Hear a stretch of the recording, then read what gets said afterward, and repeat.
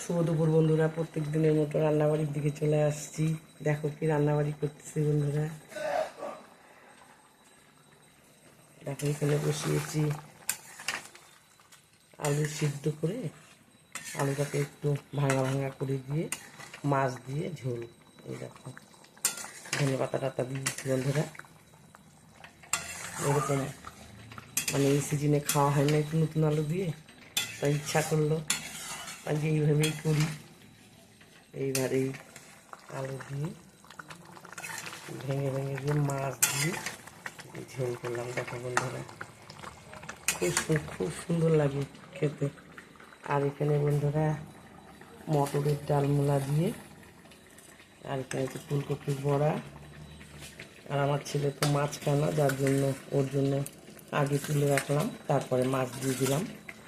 ও কোনো মাছ খায় না, যার জন্য মাছ দেওয়ার আগে একসঙ্গেই করলাম, করে নিয়ে ওর জন্য তুলে রাখলাম, তারপরে মাছ দিয়ে দিলাম। নামাবো, নামাই দিয়ে গরম গরম খাবো। তোমরাও সবাই খাওয়া দাওয়া খাও, সবাই ভালো থেকো, সুস্থ থেকো বন্ধুরা।